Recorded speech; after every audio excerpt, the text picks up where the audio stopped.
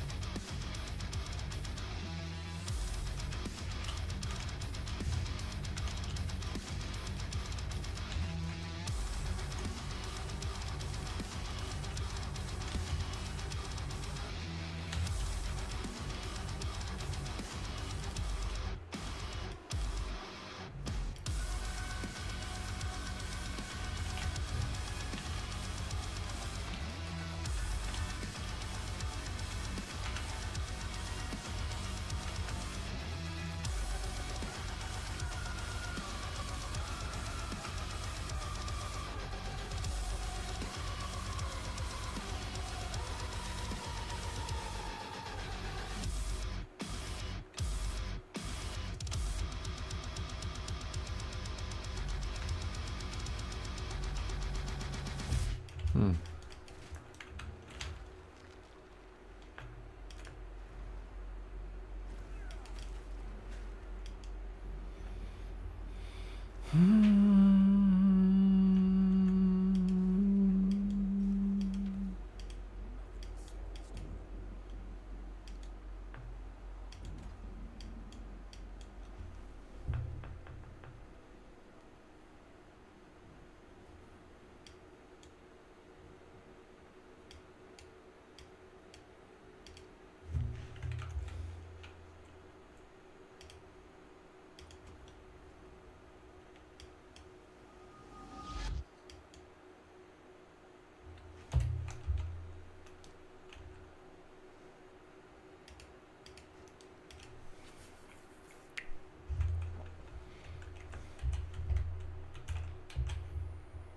Da, da, da, da.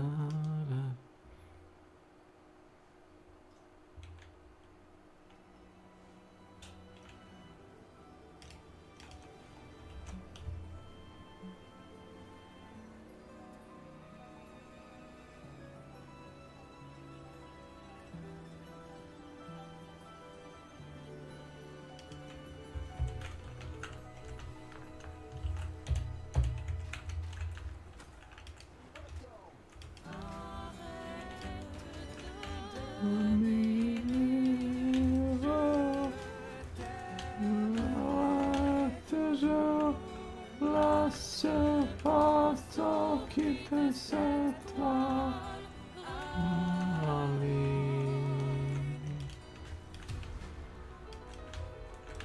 Répondre, toujours, tout le monde. Laisse passer qui te sait toi.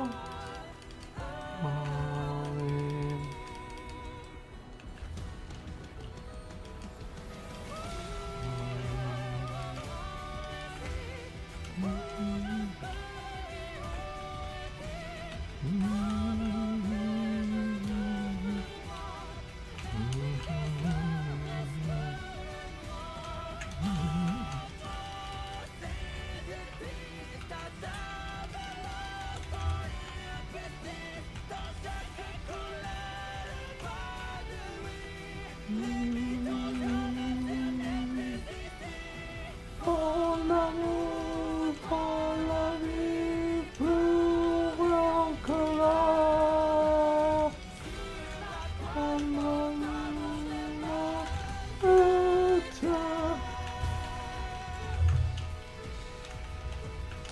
Pour l'amour, pour la vie, plus grand que l'or.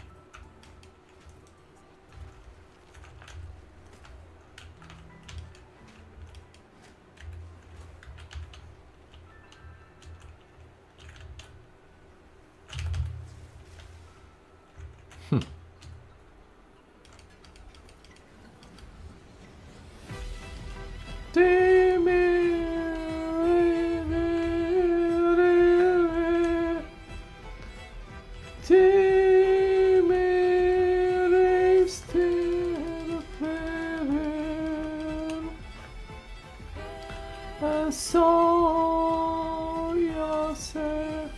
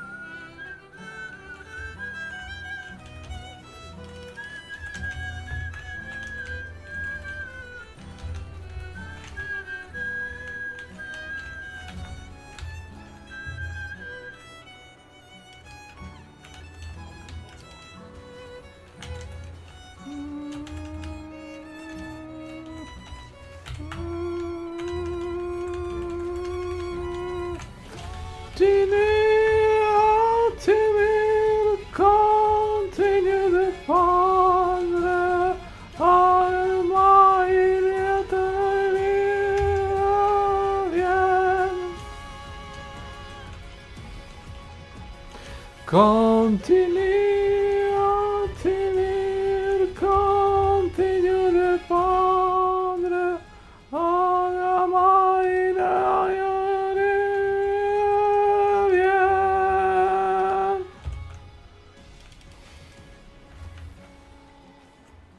Non son visage dans chaque derrière sage si la possession mon amour attend.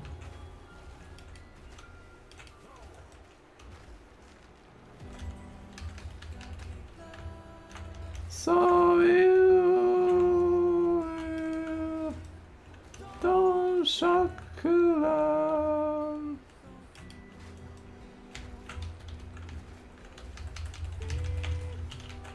Possession dans l'instant.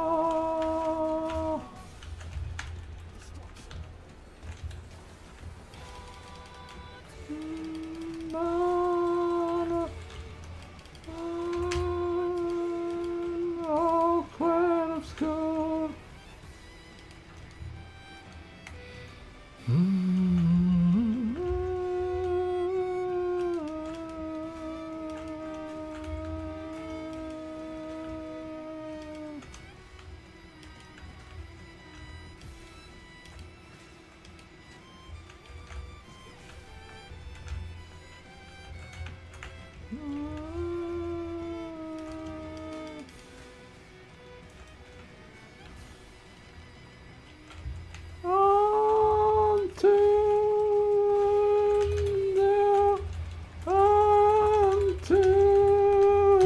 quite obscure.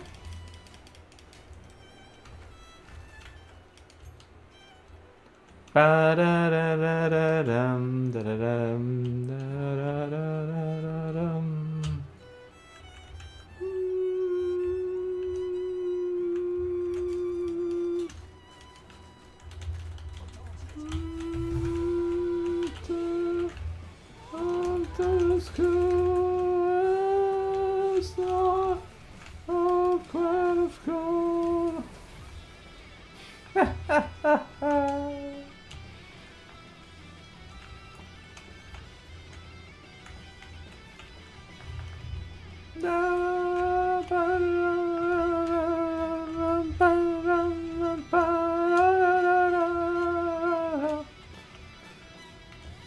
Ba-da-da-da-dum.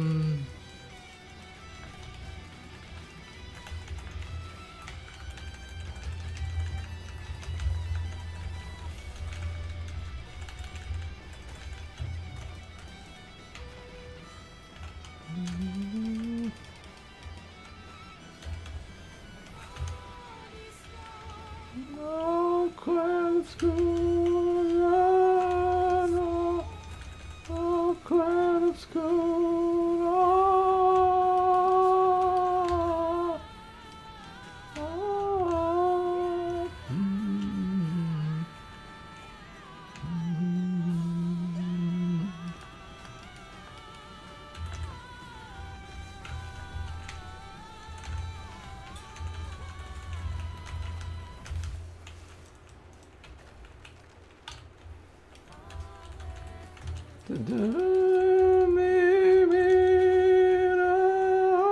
t'aimerai toujours la seule façon qui te sait toi.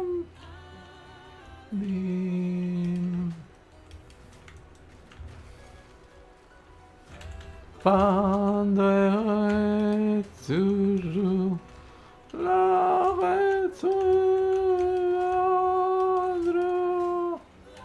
Je pense qui te sait toi. Aline.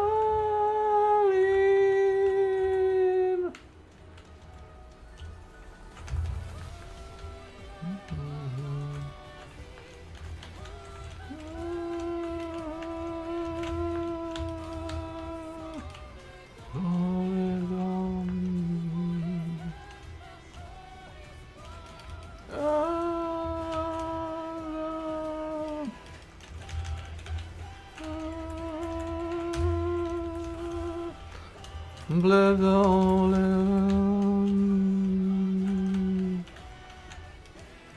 Prends l'amour, prends la vie, plus d'un que l'art.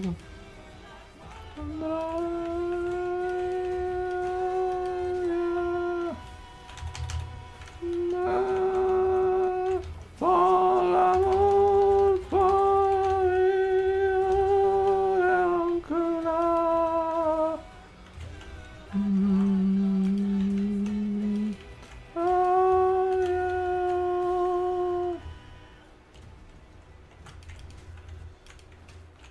Pour l'amour, pour la vie, pour rien que la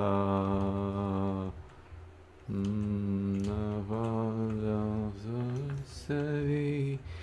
Adieu. Adieu.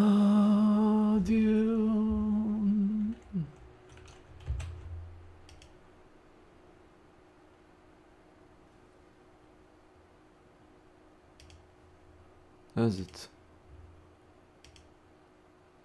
Everybody is mad at Larian right now because they say they use generative AI for concept art. I'm actually so glad this is happening because it's revealing the fact that a lot of these AI people are just mindlessly against AI. They don't care about whether it's ethical. They just don't like AI. That's it. There's no logic to it. There's no ethics to it. There's no philosophy to it. They just don't like it. They think all AI is generative AI that's stealing Pokemans. It's like a cult? Yes, exactly. Literally everybody uses AI for concept art.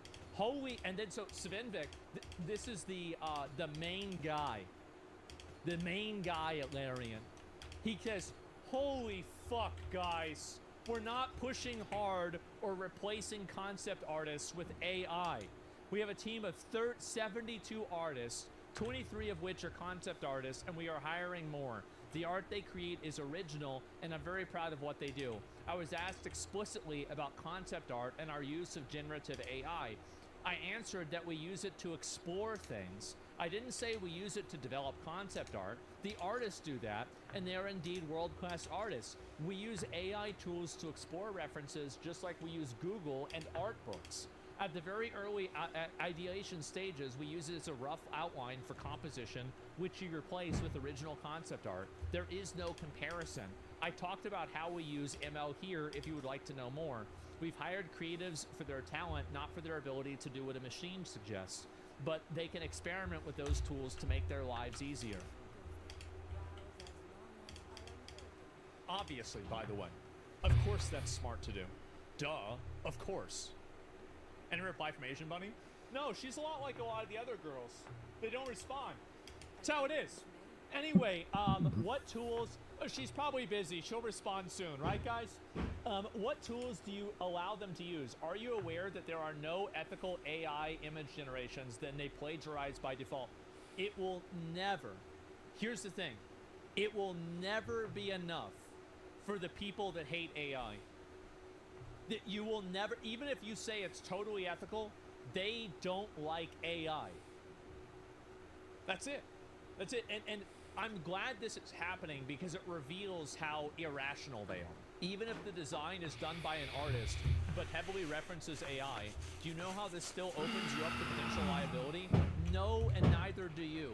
Because he's not a copyright attorney, and you're not a copyright attorney. You don't know anything about this, but you're just saying it because you want to scare people into being against AI. That's the reason why. Just a professional dick sucker. This is the timestamp from the video? Oh, it's him talking about it. Great, thank you. Okay, we've got it. All right, let's take a look at this right here. Here we go. So this is actually what he said. What is your stance on AI and machine learning? Machine learning, which is kind of like a lot of, and you also mentioned earlier machine learning, which is kind of like a alarm signal in a lot of people's heads. So what are these kind of mechanisms that you're putting in place, and are they on tools that you're kind of moving towards? Are they more people focused, or are you doing, you know, what a lot of larger developers are now doing and looking to stuff like AI and machine learning? How much of that should people be aware of, and how are you going to implement that, if at all? A lot of questions all at once. Yeah. Okay, well, let's start with the latter part. Machine learning means a lot of things, right? So No, it doesn't. It means AI generating photos. That's the only thing AI is made for. AI steals Pokemon from Nintendo and turns them into gay anime girls, and it's evil. for us, we essentially know there's this. three things that Everybody we knows use this. it for. First is automation of tasks that nobody wants to do. It's Duh. the obvious things like emotion And capture here's the tuning thing, or too. voice editing. Is that AI that's being done in order to automate tasks still removes jobs from the marketplace. Because a job that nobody wants to do is still a job. Or something very line The moral high ground of this is like it's so granular and performative and stupid that and not him by the way. I agree. I think what they're doing is smart, but the people complaining about it are just fucking retarded. Retargeting. So that is basically to play with different species. You want to be able to reuse an animation on a different species, but they're in different size, and then they're doing certain interactions with others. So these are things for which machine learning works really well. Then there's what's called white boxing. That's an important one for us because it develops more rapidly. White boxing is essentially the stage before you actually redo the real implementation, the thing that's going to ship, where you try something out. So it can be that you say, okay, well, let's try these things out. And typically that takes some time before you can actually play it. And so you can accelerate that with machine learning, so it's good for that. And then the most exciting thing is where you can use it for new gameplay. So truth be told, we're not there yet. We're close to doing that. But you experiment with it because for an RPG developer, what you really want is something that helps with reactivity to agents. So permutations that you did not foresee, reactions to things that the players have done in Does the world. any of this sound bad? It seems very reasonable. Completely reasonable. Obviously, this is what they're going to do. Of course. They will certainly augment the gameplay experience. So that's where that is. But the reason why people typically have the red bells or the red flags, the red lights going on, is because it's going to affect people or it's going to steal their work. At least for us, in those departments which are typically flagged in those areas, we see that the amount of people that we're hiring is going up, not going down. And I think it's very normal also because I'll look at it. In the end, it's a tool that's available to everybody. So the difference Exactly, it's a fucking tool. You cannot. This entire fixation the internet has around trying to bitch and cry and moan and complain about, oh my god, AI, you're not allowed to use it. It's a tool and everybody's going to use it. Can you imagine what social media would have been like if we had the Industrial Revolution today? Everybody would be talking about like, oh, machines are taking everybody's jobs. And I don't know, would we even have had the Industrial Revolution if it wasn't, if we had social media back then? Always be in what you do with it and what people are doing with it, right? So it just changes the baseline from which you start because there are certain true things that you can do faster. But it's always going to be the people that are going to make a difference in it. And so for us, it's super clear that we're investing heavily into the team in such that. And so to bring it back then to your original question, so what it helps us with, because I mentioned automation, that means that there's more time for doing things. It also means that there's more volume of stuff being produced, which means that that's the reason why AI is going to be used a lot more. That's the exact reason. It's because it's effective at creating things at scale that people can't do. More complex things. Now, when complexity goes up, things start getting really interesting. So it's fair to say that the games that are being made today are arguably more complex than they were in the past. So dealing with that complexity is a question of, again, automation, trying to stuff out. There are things that we call that narrative validation. It's basically trying to figure out, I did 300 choices here that led to this particular permutation. Did I write something that's not correct anymore? And then we try to automate the discovery of these things, which is very, it's not working super well yet, but it is something that you want to do because it takes a lot of time to All to this go through completely these things, normal. and they're It's not all very totally creative. normal. So you try to organize your processes, your pipeline, to put as much automation as you can to accelerate your iteration. So he's saying that he wants to optimize making content, and people are mad. The faster you can iterate, the faster you will get to Yes. a certain result. And then the tightening of those pipelines should allow you, in theory, to make your games in a more efficient manner. But Of course. undeniable question. But what happens Undeniable, when you do obviously. that, it's typically that your complexity goes up because now you say, I can do more. So the net result is exactly the same length of development time that you have. But the way that the roles fluctuate through it is hard to predict. So what we're doing, to now finally really answer your question, is we have teams that are purely focused on the design, and so they're separate from the other teams, and they're just literally focusing on that.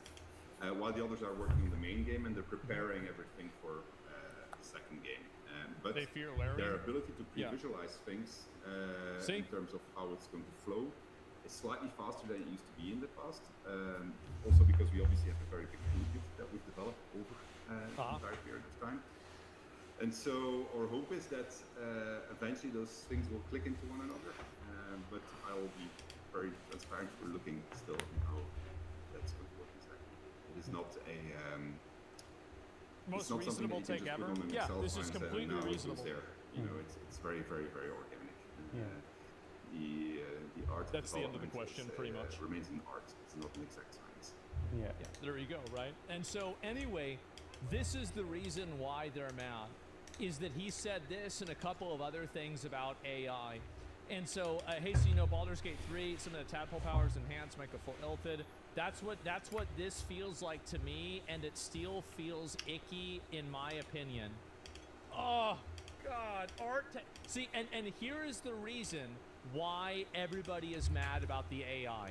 Let me distill it down into the most obvious, transparent, brain-dead, completely predictable reason why.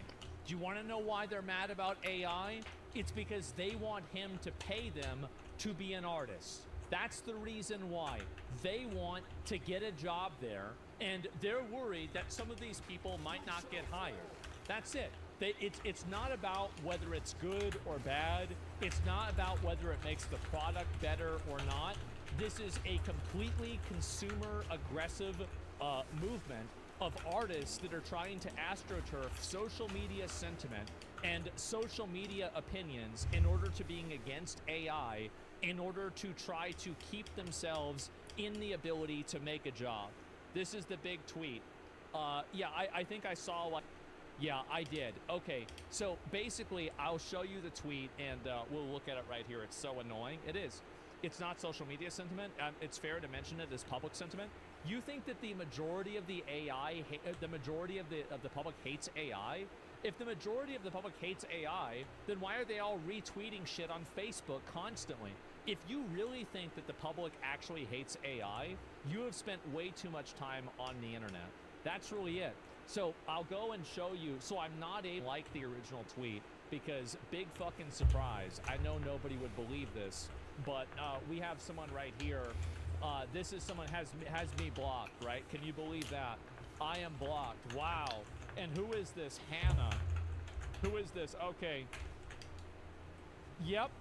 That's about right. Why am I not surprised? So, we've got another hose mad situation. PSA for my incel stalkers. You want to tag my employer's gonna be fired. This is how they treated the last one that tried. I don't even know who the fuck this person is. Not that I care what ignorant gamers about me think, but here's an artist that used to work at Larian, also condemning the use of AI at that company. Those people won't care. People, please read bios before making assumptions. Oh God, getting so mad. Look at her trying to defend this. Like, okay. Stop with this bullshit argument that AI is inevitable. It's not. We've heard the same shit about never-ending wars and everyone getting COVID. A lot of people did get COVID. All these things are preventable, not inevitable. And also, we do have never-ending wars. So we have, this is a girl that thinks that AI is not inevitable. And keep in mind that all the times that people like this, see, only, who can reply? Only other people. And then the only person that can reply is your other mentally ill, retarded friend. Right, with all, but she's world buffed up with fucking disorders.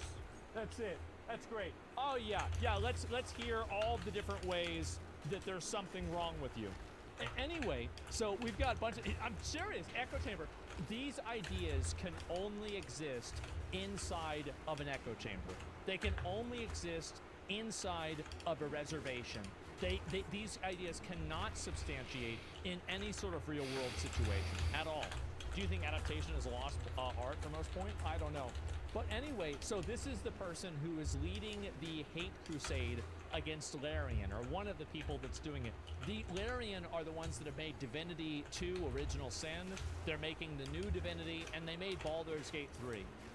They ended up like going into debt in order to keep everybody on board. They have supported the game afterwards, and all of this, and this stupid fucking bitch is going out there trying to damage their reputation and make them look bad because they use AI for some concept art early on to figure out where they're gonna go with things.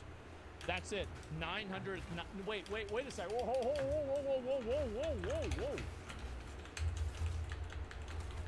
92,000? Since 2020? Oh God.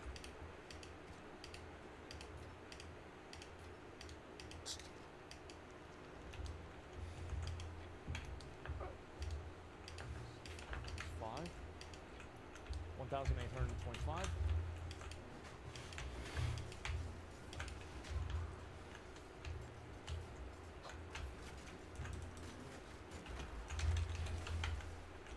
Oh. 50 tweets a day? 50 tweets a day. You don't need to worry about AI unless you got an AI doing these tweets. This is crazy. It's a bot? I don't think it's a bot. I really don't think so. I wish it was a bot, but unfortunately it's not. She got fired because she'd been tweeting all day. Yep. And anyway, let's see here. XQA extraordinaire. So you did QA, but now you don't. I can see why. And anyway, so let's take a look at what she said. LOL, as someone who worked there 4 years, I'm not surprised. And he's lying about people being okay with it. So can I imagine a world where this girl was a disagreeable, obnoxious person that nobody wanted to be around? I can think about 50 reasons every day of why that could be. She's a bored, miserable person. Absolutely. And so there it is. How do you know it's a girl? Oh, I don't know. I mean, like, if you're forcing your employees to use generative AI, how okay are they really with the use of it? Force what? And to be honest, if they're okay with it, they 100% deserve the criticism. Well, so do you. And generative AI has no place in our society, especially not making any type of art. Another example of rich studios being cheap. And so anyway, you don't get to make that decision. Generative AI and AI is the future. That's why everybody's putting money into it. Who do you think is smarter? The unemployed Twitter e-girl or every other billionaire in the world put together? Ah, geez, guys, I wonder. Oh, wow. What a fucking mystery. I believe money. Yeah, we've got trillions of dollars that are going into this, and people are going to act like it's a fad. AI's here to stay and replace them, and thank God for that. Thank God for that. What a fucking relief. Jesus, can you imagine working with this bitch? Holy fuck, how annoying that would be. And so anyway, love the comment. Yeah, this is embarrassing. I know it's most likely not the employee's fault. It's not the first time shitty management decisions are imposed on devs. It's incredibly ironic of Larian bosses to push Gen AI after positioning themselves as the good studio in a sea of assholes. Using Gen AI destroys this pretense. People like her want to create this social cost and this social, basically, like penalty for using AI. The only reason they want to do that is because they want to maintain their own jobs. They don't care about copyright. They don't care about other people losing their jobs. They don't care about other forms of automation. They care about this automation because this automation takes their job and their fucking process. So that's it. It's kind of fair though? No, it's not. It's not fair. The entire idea that the world has to stop innovation, technology, all types of, you know, like any sort of advancements in the universe have to stop in order to keep your shitty little job on life support. If we still thought like that, would we even have fire? We wouldn't have cars, because that would put people that make horses out of it, not make horses, but make horseshoes out of a job. You drive, I walk because I'm a purist, yeah. Found her Lincoln, by the way, if you want to check it out. I don't give a fuck. And yeah, I don't care. Nobody else does either. If they did, she wouldn't be tweeting 50 times a day. So anyway, that's just, let's be honest, right? And so anyway, yeah, take a look at the Longshoremen and Union Port Automation in America. Yeah, of course that's what's happening, right? And, but a pushback is normal in every big invention. It is normal. It's the same as like, I don't know, having to take a shit is normal. It's the same as, you know, getting a backache after you're working on something being normal. Yes, there is like, it's not a good thing. Like, they're morons. They're morons. And so AI is a bubble. AI is a bubble. Okay, sure. It's definitely a bubble. That's why it's able to detect cancer before a doctor can. Yeah, I'm sure that's a bubble. Absolutely. Using the plagiarism machine to save time and then admit it hasn't even led to productivity gains would be hilarious if it wasn't so vile. Normalizing...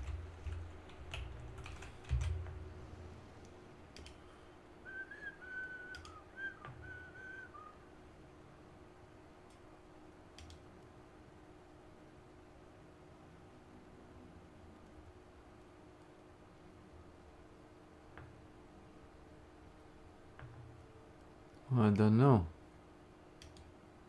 Jars.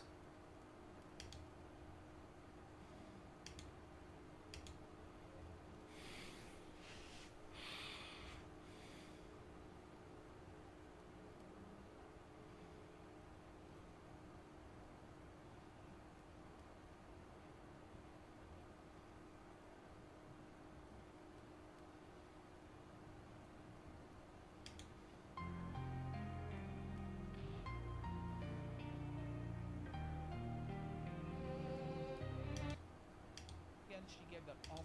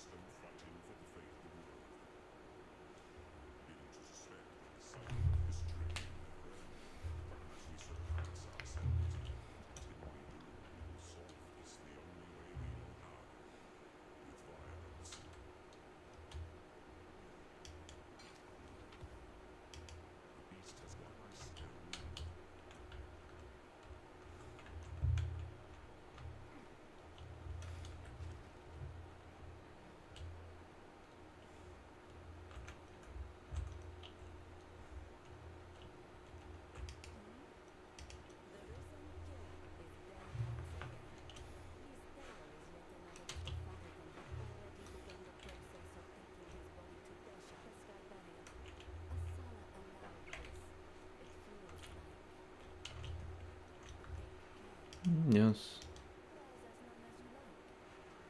Thanks.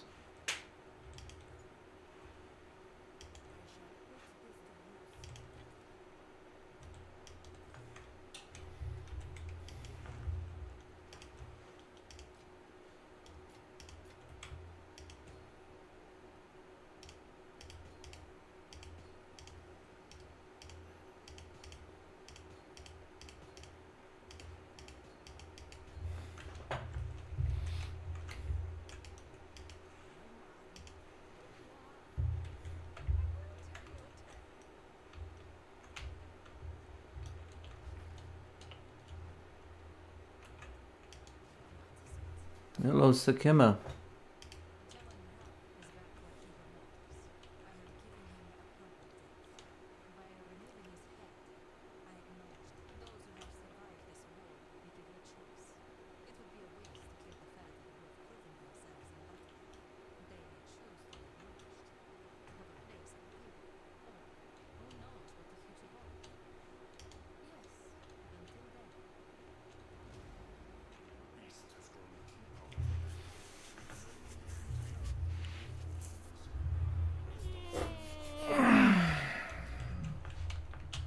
Well,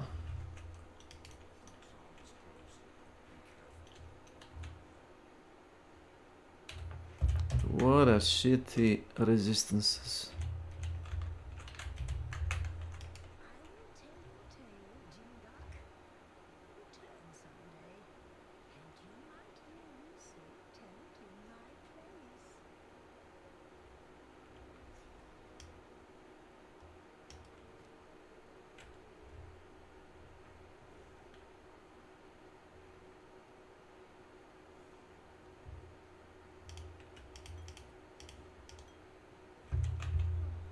Mm-hmm.